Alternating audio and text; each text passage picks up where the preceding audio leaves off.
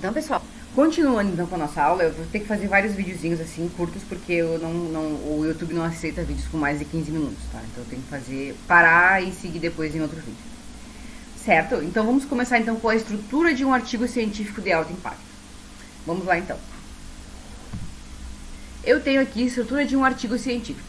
Estrutura como essa, eu começo o meu artigo pelo título. Pode ser que eu não escreva ele no primeiro momento, ó. Pode ser, porque o ideal é vocês reverem, né? Ou eu já escrevo ali com a ideia geral, que eu tenho pro início do meu artigo, mas talvez ela mude, talvez eu mude de estratégia, talvez eu adapte algum outro instrumento de coleta de dados, e talvez isso vai mudar no conceito geral do meu artigo. Então eu posso depois, no final, ir lá e trocar, e adaptar o meu título de artigo, certo? Eu vou escrever ele em português e em inglês. O resumo é a mesma coisa, só que o resumo, normalmente eu só vou deixar o espacinho ali, porque a última coisa que eu vou escrever do meu artigo é o resumo. Já comentei isso com vocês na aula passada. O resumo ele vai trazer uma ideia geral, ele vai trazer detalhes da metodologia que foi aplicada e também vai trazer uma ideia sobre as principais conclusões que vocês tiveram do trabalho de vocês. Então ele precisa ser escrito por último. Depois eu venho, mas eu já deixo aquele espaço ali reservado para resumo, palavras-chave em português e inglês. Resumo, palavras-chave, abstract e keywords. Depois eu coloco a introdução, onde eu vou ter... Depois a gente vai ver mais com calma, mais pra frente. Eu só vou elencar os tópicos. Referencial teórico, procedimentos metodológicos, resultados e discussão, considerações finais e referências bibliográficas. Ah, e o apêndice, e o meu questionário, não vou colocar? Num artigo, pro TC sim, vocês vão colocar, se for anexo, se for algo que vocês utilizaram que é externo, que não foi vocês que produziram, é um anexo. Se é algo que vocês produziram, por exemplo, eu utilizei um questionário que eu mesmo elaborei, utilizei um roteiro de entrevista que eu mesmo elaborei com base no meu referencial teórico. Então eu vou colocar no apêndice, se eu elaborei, se foi o autor do artigo que elaborou, é um apêndice. Se foi de terceiros, ou eu peguei alguma coisa que já estava pronta, eu vou colocar no anexo. Certo? Essa é a diferença, então. Bom, então aqui no título resumo, lembrando ali que o resumo é de acordo com o manual de normalização do Unipampa, que a gente já viu no outro vídeo. O número de palavras de um resumo é de, no máximo, 250 palavras. Ah, mas eu posso fazer com 100? Ah, pode, mas será que com 100 palavras você vai conseguir expressar a ideia do teu artigo, o objetivo, o método, como ele foi aplicado e principais conclusões? Então tem que estruturar bem e também não pode passar de 250. Então dentro dessas 250 palavras eu tenho que expressar bem a ideia do que eu quero transmitir com o meu artigo, dos resultados que eu cheguei, de como eu desenvolvi a minha pesquisa. Então nós temos ali o título do trabalho. O que eu tenho que pôr no meu título? Ele tem que expressar a ideia geral do meu... O título ele tem que ser... Tem que concernir, ele tem que representar a ideia do meu artigo, a ideia geral do meu artigo. Então, se eu vou abordar, por exemplo, como eu já citei, né, redes sociais e competitividade.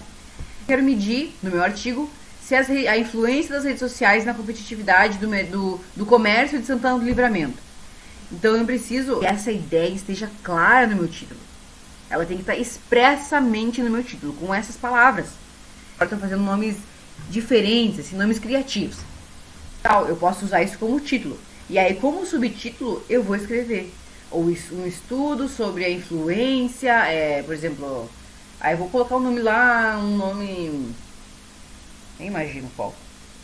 Coloco um nome lá criativo e aí eu coloco 2 pontos. Esse é o título. E o subtítulo é a ideia do meu artigo, que é, por exemplo, um estudo sobre a influência das redes sociais na competitividade no comércio local do município de Santana do Livramento. Ficou comprido? Ficou. Mas eu expressei, o título ele está de acordo, ele concerne com a ideia do meu artigo, com o que está escrito no meu artigo. Aí lá no referencial teórico, eu vou ter que ter um tópico sobre redes sociais e vou ter que ter um tópico sobre competitividade, para abranger toda a ideia do que eu quero transmitir, do que eu quero estudar no meu artigo. No resumo, eu preciso tanto ter o objetivo do estudo, como eu já tinha comentado para vocês, tem que estar escrito o objetivo, analisar a influência, analisar a influência das redes sociais no mercado do município de Santana do Livramento. Então tem que estar o objetivo escrito ali. E aí a gente aproveita para fazer uma contextualização do que vai ser estudado, né?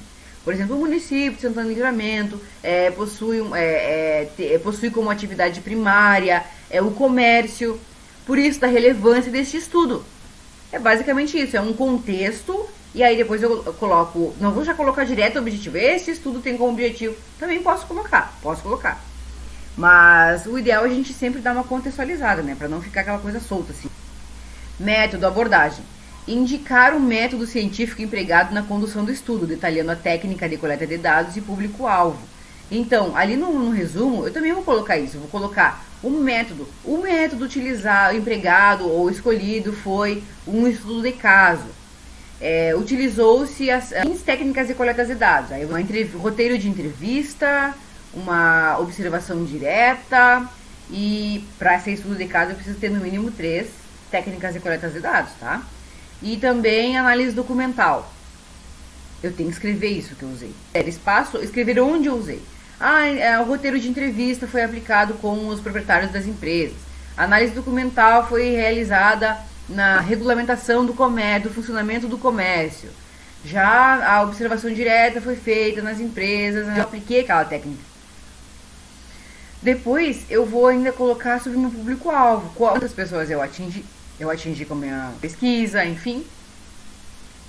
E também, um item que deve constar ali também nessa contextualização é a originalidade e relevância do meu estudo. Como é que eu expresso isso? Eu indico o gap teórico no qual o estudo se insere, apresentando também a relevância acadêmica da temática. O que é o gap? O gap é a lacuna, aquilo que não tem resposta. Eu observo um determinado fenômeno e não consigo encontrar uma resposta específica por que aquilo acontece. A resposta para a minha pergunta, para o meu problema de pesquisa, ela não pode ser sim ou não. Ela precisa ter ou não ter resposta. Se eu tenho resposta, eu já não tenho um gap de pesquisa e o meu estudo ele já perde a relevância, porque eu já tenho uma resposta específica para esse determinado fenômeno. Agora, se eu não tenho resposta, se eu observo um fenômeno e eu não consigo encontrar de imediato uma resposta específica para aquela situação, então eu tenho um gap de pesquisa, eu tenho uma lacuna, eu tenho um problema que precisa ser resolvido. Ainda ali, né, dentro do nosso resumo, eu preciso colocar os principais resultados. Então, indicar sucintamente os principais resultados alcançados, certo? Então, vou colocar ali sucinto, algumas coisas dos principais resultados, das coisas mais importantes que eu encontrei. Contribuições teóricas e metodológicas também, interessante colocar. Então, meu estudo contribui com a teoria das redes sociais, perceber que elas de fato influenciam no mercado da competitividade no comércio. Que a competitividade ela é influenciada por fatores que não estão previstos dentro da teoria até então estabelecida. Também. Então, qual é a contribuição do meu estudo? Ele precisa ter uma contrapartida. Não é um estudo só por um estudo para identificar o determinado fenômeno. Não. Ele precisa, a partir da identificação desse fenômeno, gerar um novo conhecimento. Isso é que é o mais importante do artigo. Gerar novos conhecimentos a partir do que eu já tenho pré-estabelecido na teoria. Depois, então, aqui como conclusão, indicar as principais conclusões derivadas do desenvolvimento do trabalho. Que já está basicamente ali nos principais resultados, né? Que é isso aí, os principais resultados. E aí eu finalizo o meu resumo com as palavras-chave. Entre 3 a 5 palavras-chave que caracterizam o trabalho. A palavra-chave ela não precisa ser um termo único. Ela pode ser, por exemplo, se eu tenho lá no meu exemplo de redes sociais e competitividade, eu vou colocar uma palavra, vou colocar análise de redes sociais, é uma palavra-chave, é um termo constituído por 3 palavras. Depois eu posso usar competitividade, posso usar, enfim, eu só queria colocar esse exemplo para vocês, que não precisa ser somente uma palavra. Pode ser um termo com 2 ou 3 palavras, tá? Não pode ser muito comprido, pode ser uma frase, né, pessoal? Eu estou dando o exemplo de análise de redes sociais, porque a análise de redes sociais é um método que pode ser utilizado nas pesquisas. Mas análise não quer dizer nada. redes sociais é extremamente abrangente. Então eu posso usar análise em redes sociais porque é um termo reconhecido e é um método já pré-estabelecido. Então essas 3 palavras elas expressam uma ideia como um todo. Então isso pode ser considerado uma palavra-chave, embora tenha 3 palavras. Então isso é uma palavra-chave só. Competitividade vai ser outra palavra, enfim. Ou mídias sociais, se eu for fazer um trabalho nas mídias sociais, por exemplo, redes sociais. Nas mídias sociais, que são Facebook, WhatsApp, Instagram, aí eu vou usar mídias sociais. Isso é um termo também. São 2 palavras, mas são consideradas uma palavra-chave só.